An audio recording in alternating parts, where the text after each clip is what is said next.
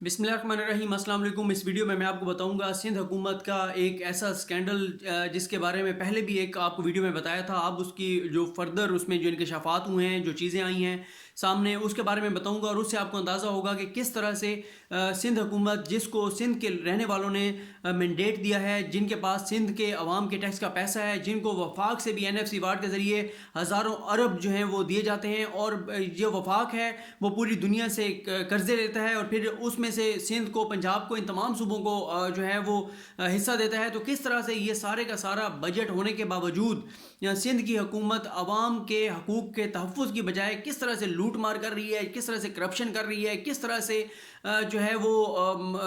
सिंध के मामलात चलाए जा रहे हैं। और फिर एतराज़ भी होता है कि सिंध के जो केसेस हैं वो इस्लामाबाद में क्यों जो है वो ट्रांसफ़र किए जा रहे हैं। और फिर कुछ हमारे सीनियर सहाफ़ी बैठ के कहते हैं कि मशरक़ी पाकिस्तान के लोगों में भी इसी तरह की मायूसी आई थी,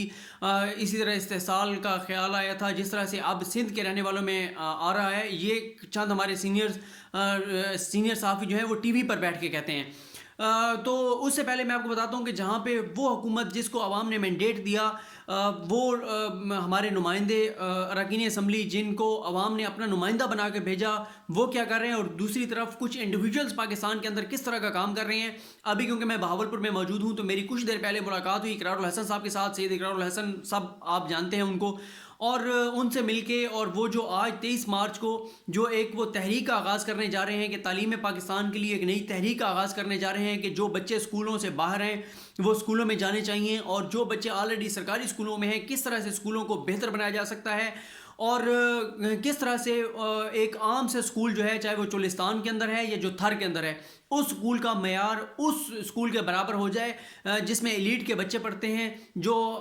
हज़ारों लाखों रुपए फ़ीसें देते हैं, और एक ये जो सरकारी फ़ीस में पढ़ने वाले बच्चे हैं, इनका मयार किस तरह से बेहतर बनाया जा सकता है। कुछ स्कूलों को वो सिलेक्ट करेंगे, वो मुझे उन्होंने जो तफसील बताई है, कल वो सारा प्लान अपना जो है वो रखेंगे आवाम के सामने, लोगों के सामने। एक बहावलपुर से ये आगाज़ कर रहे हैं। बहावलपुर में हॉकी स्टेडियम में आज प्रोग्राम है 1 बजे। मैं बहावलपुर से जो दोस्त सुन रहे हैं उनसे ये गुजारिश करूँगा कि वो ज़रूर उसमें शिरकत करें, और जो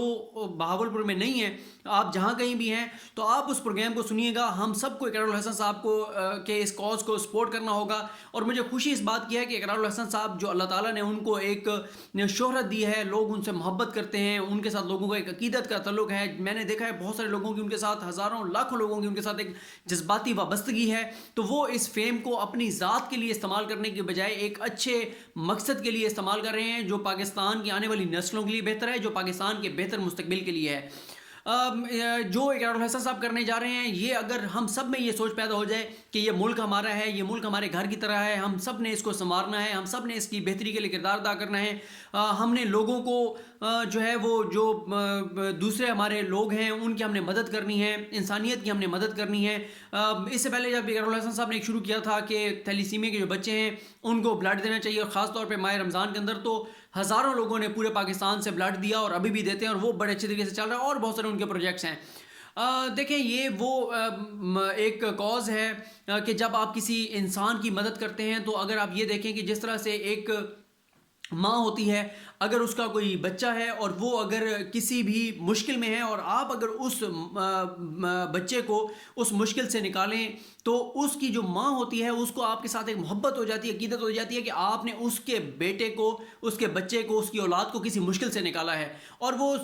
सारी उम्र वो माँ आपको दुआएं देती है कि ये वो शख्स है, ये वो फ़र्द है जिसने मेरे बेटे को जो है इस मुश्किल से निकाला, क्योंकि वो माँ अपनी उस औलाद से मोहब्बत करती है। और माँ की मोहब्बत किस तरह की होती है, इसका अंदाज़ा आप सब कर सकते हैं, क्योंकि जितनी मेरी वालदा मुझसे मोहब्बत करती होंगी, उतनी आप में से कोई भी हो तो उसकी वालदा उतनी ही मोहब्बत उसे करती होंगी। तो अल्लाह ताला फरमाता है कि मैं माँ से 70 गुना ज़्यादा प्यार करता हूँ। तो आप अंदाज़ा लगाएं कि अगर हम इंसानियत के लिए कुछ करते हैं, लोगों के बेहतरी के लिए कुछ करते हैं, तो जो करने वाला है उस पे अल्लाह ताला कितना करम करता होगा कि ये मेरा वो बंदा है जिसने मेरे एक और बंदे को बेहतरी की तरफ लाया, अच्छाई की तरफ लाया,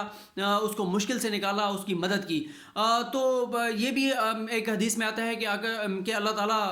जो है वो पूछेंगे, कहेंगे कि ए बंदे मैं बीमार था, तूने मेरी इयादत नहीं की थी, ए बंदे मैं भूखा था, तूने मुझे खाना नहीं खिलाया था, ए बंदे میں پیاسا تھا، تو نے مجھے پانی نہیں پلایا تھا، تو بندہ کہے گا کہ یا اللہ تو رب ہے، تو رب العالمین ہے، تو یہ تو بندوں کی صفات ہیں، تجھے تو ان چیزوں کی اے میرے رب ضرورت نہیں ہے. تو اللہ تعالیٰ کہیں گے کہ میرا وہ بندہ فلاں بیمار تھا، تم اگر اس کی عیادت کے لیے جاتے تو مجھے وہاں پر پاتے. وہ میرا بندہ فلاں بندہ بھوکا تھا، تم اس کو کھانا کھلا سکتے تھے، اگر تم اس کو کھانا کھلا دیتے تو مجھے وہاں پر پاتے. تو یہ ہم سب کی ذمہ داری ہے، ہم سب کو اپنا کردار ادا کرنا ہوگا. اور میں آپ سے دوبارہ یہ درخواست کروں گا کہ جہاں کہیں بھی آپ بیٹھے ہیں، جس طرح سے اس پروگرام کو ان کے اس مہم کو سمجھیے گا، دیکھیے گا، جس حد تک ہو سکتا ہے آپ اس میں اپنا کردار ادا کریں. پاکستان ایک ہی صورت میں آگے جا سکتا ہے کہ یہاں کے جو نوجوان ہیں اور یہاں کے جو بچے ہیں وہ سب تعلیم یافتہ ہوں، ان کی ایجوکیشن اچھی ہو. پھر یہی بچے یہاں سے، اور خاص طور پہ جن اسکولوں کو وہ ٹارگٹ کرنے جا رہے ہیں، بیکورڈ علاقوں کے سرکاری اسکولوں کے، وہاں سے جو غریب بچے ہیں جو پرائیویٹ اسکولز میں نہیں جا سکتے، وہ ان اسکولز میں اس سطح کی، اس معیار کی تعلیم حاصل کریں جو ایلیٹ کے بچوں کو میسر ہے. تو اب میں آپ کو بتاتا ہوں کہ سندھ کے معاملات، سندھ کے مسئلہ یہ ہے کہ زیادہ ویڈیوز اب آصف علی زرداری صاحب کے کیسز پہ، سندھ کے معاملات پہ، نواز شریف صاحب کے معاملات پہ انہی پہ ہوتی ہیں. وجہ یہ ہے کہ پچھلے 3 دہائیوں سے یہی 2 پارٹیز ہیں جو اقتدار میں رہیں، انہی کے جو ہیں وہ کیسز ہیں، انہی کے معاملات ہیں جو اس وقت عدالتوں میں موجود ہیں. تو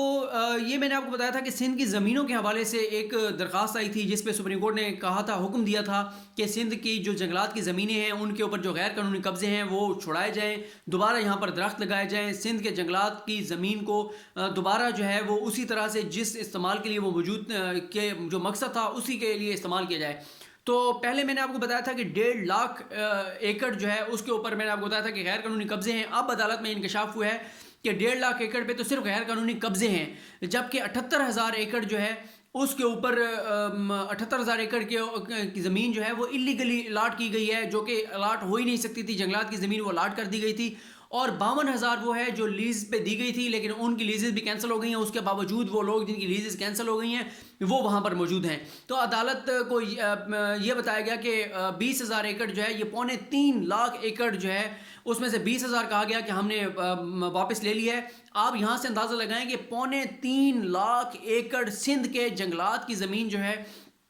اس کے اوپر غیر قانونی قبضے ہیں، یہ غیر قانونی طور پہ الاٹ کی گئی، یا ان کی جو ان کی لیزز کینسل ہو گئی ہیں. اور وہ جو زمینیں تھیں، عدالت یہ دیکھ رہی ہے کہ جو جنگلات، جہاں پہ جنگلات لگے ہوئے تھے وہ بھی لوگوں نے درخت کاٹ دیے جن لوگوں کو الاٹ کی گئی. یہ بھی عدالت دیکھ رہی ہے کہ جن لوگوں کو وہ زمین دی گئی تھی وہ بااثر لوگ تھے، وہ پولیٹیکل لوگ تھے، انہوں نے اپنے خاندان کے لوگوں کے، مختلف لوگوں کے نام پہ وہ الاٹ کروائی، اور اس طرح سے سندھ کے جنگلات کو تباہ کیا گیا. پھر یہ بھی عدالت کو بتایا گیا کہ پچھلے بجٹ میں سندھ حکومت نے پچھلے کئی سالوں سے جنگلات کے لیے سندھ حکومت بجٹ نہیں رکھ رہی. سندھ حکومت جو ہے اس کو پوری دنیا سے انٹرنیشنل اداروں نے